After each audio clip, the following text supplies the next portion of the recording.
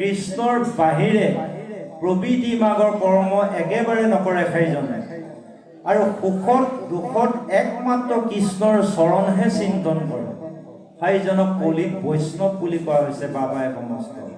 গতিকে আমি ভকতক কোনো কাৰণতে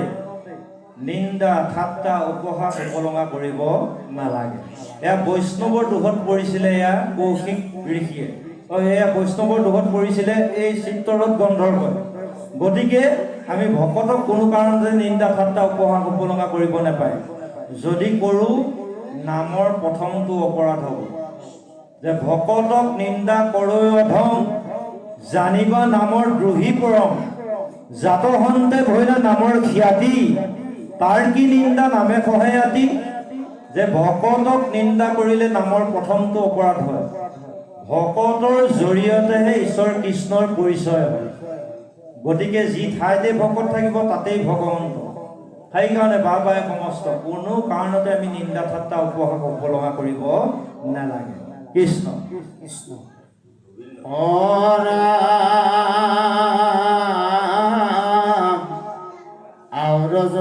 আৰু ৰথন চালিব স্বৰ্গপথ বৈষ্ণৱৰ দেখা কেনে তেজৰ মহত্ৰ হেন পৰাই অস্থি ছয় তুলি লৈয়া সৰস্বতী জলে গয়া আপুনি লগায়া তেবে সেই পুণ্যইটো পাপ কৰি ক্ষয়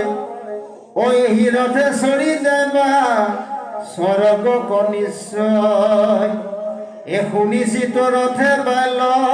শিলৰ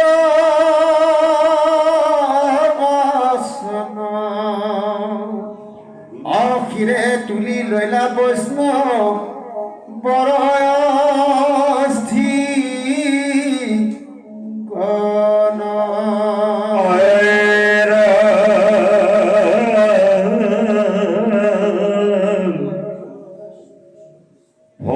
ভাবে লগাই হৰমদীৰ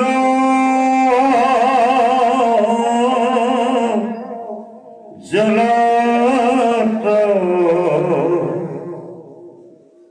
স্বৰ্গে চলি গইলা পছে চৰিয়া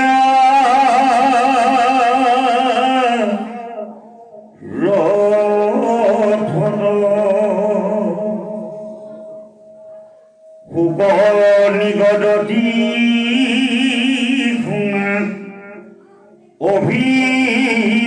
অভিনয়নো সুত নাৰায়ণ ববছৰ মহিমা অৰভূত অল্প কৰি কহিলো বহল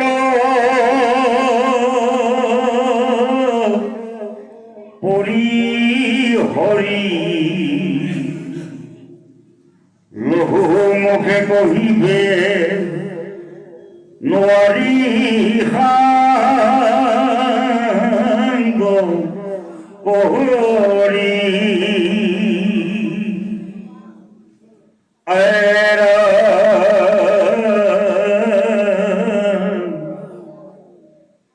একে কৃষ্ণ নামৰ ৰজতে কৈ আছে গুণ কোটি জনমতো তাক কহিবে কব একে কৃষ্ণ নামে তৰি দুৰ্গতি সকল অৱসত কৰি কৃষ্ণ নাম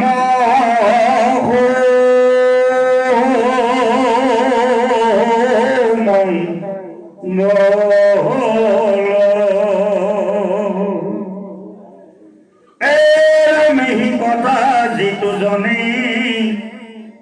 শুনে প্ৰেম ভাবে কৃষ্ণত ভকতি কৰি যিটো জনে গাৱে সমস্তে জগতে তাক কৰে সৎকাৰ অপয়াকে তৰে সিটো দুৰ্ঘোৰ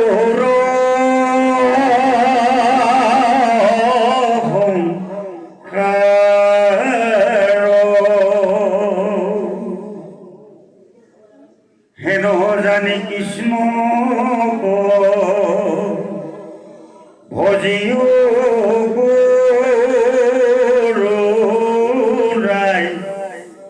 কৃষ্ণ নাম সখা ভৈলে কাকো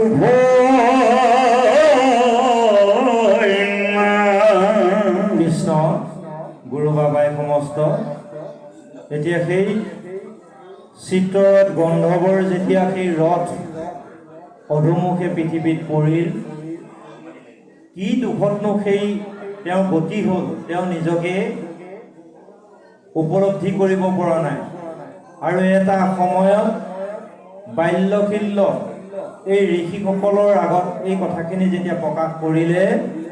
তেওঁলোকে সিদ্ধান্ত দিলে যে হে চিত্ৰৰথ যে তোমালোকে বৈষ্ণৱৰ অস্থিৰ ওপৰে তোমালোকে ৰথ চলাই নিছিলা সেইকাৰণে সেই অপৰাধতে বা সেই দুখতেই এই ৰথভাগ পৃথিৱীত পৰিল গতিকে এতিয়া কাম এটা কৰা তোমালোকে সেই বৈষ্ণৱৰ অস্থি একেলগ কৰি সৰস্বতীৰ জলত নি পেলাই তোমালোকে তাত পুণ্য নদীত তোমালোকে পেলাই দিয়া আৰু তেতিয়া সেই পুণ্যৰ জৰিয়তে পুনৰ তোমালোকে স্বৰ্গলৈ ৰথ লৈ যাব পাৰিবা এই বুলি যেতিয়া বাল্যশিল্য ঋষিসকলে চিত্ৰৰথক ক'লে সেই চিত্ৰৰথে সেই বৈষ্ণৱৰ অস্থি শিৰত লৈ পেলাই ভক্তিভাৱেৰে সৰস্বতীৰ জলত তেওঁ তাত যেতিয়া পেলাই দিলে তেতিয়া তেওঁলোকে অনায়াসে স্বৰ্গলৈ পুনৰ ৰথ চলাই লৈ যাব পাৰিলে আৰু এইখিনি কথা সুকেও পৰীক্ষিতৰ আগত প্ৰকাশ কৰি আছে যে হে পৰীক্ষিত নাৰায়ণ কবচৰ মহিমা অদ্ভুত আৰু এই কবচৰ বিষয়ে লঘুমুখে অৰ্থাৎ কম জ্ঞান থকাসকলে কোনো কাৰণতে প্ৰকাশ কৰি অন্ত কৰিব নোৱাৰে কাৰণ সেইজনে ঈশ্বৰ কৃষ্ণ সৃষ্টি স্থিতি লৈ অধিকাৰী সেইজনৰ অনন্ত কোটি ব্ৰহ্মাণ্ড আছে অনন্ত কোটি গুণ আছে এই গুণবিলাক সাধাৰণতে প্ৰকাশ কৰি পেলাই কোনেও অন্ত কৰিব নোৱাৰে সেইকাৰণে তেওঁ প্ৰকাশ কৰিছে যে এজনেই কৃষ্ণ কিন্তু সেইজন কৃষ্ণই কোটি কোটি জনমত অৱতাৰ গ্ৰহণ কৰি পেলাই ভকতক দুখ দুৰ্গতিৰ পৰা উদ্ধাৰ কৰে গতিকে সেই কৃষ্ণৰ কথা যদি আমি শুদ্ধভাৱে শ্ৰদ্ধা ভক্তি সহকাৰে প্ৰেম ভাৱেৰে যদি ভকতি কৰোঁ অনায়াসে এই দুখ দুৰ্গতিৰ পৰা দুৰ্ঘোৰ সংসাৰৰ পৰা আমি হাত সাৰিব পাৰিম এতিয়া বাবাই সমস্ত আমাক ভকতি কৰাৰ কথাখিনি ক'লে তাক ভকতি কৰিব লাগে ভকতি কাক কোৱা হ'ল গুৰুজনাৰ ভক্তি প্ৰদীপ পুথিভাগত প্ৰভু ভগৱন্ত কৃষ্ণৰ অৰ্জুনক সিদ্ধান্ত দিলে হে অৰ্জুন ভকতি কাক কয় তুমি শুনা যে মোৰ জন্ম কৰ্ম মুহুৰেহে গুণ নাম আকেশে কীৰ্তন পৰিবেক অবিশ্ৰাম মোৰ কথা শ্ৰৱণত পৰিবেকৰ ৰতি আকেশে বুলয় সখী উত্তম ভকতি যে হে অৰ্জুন মোৰ জন্ম কৰ্ম তুমি শ্ৰৱণ কৰিবা কীৰ্তন কৰিবা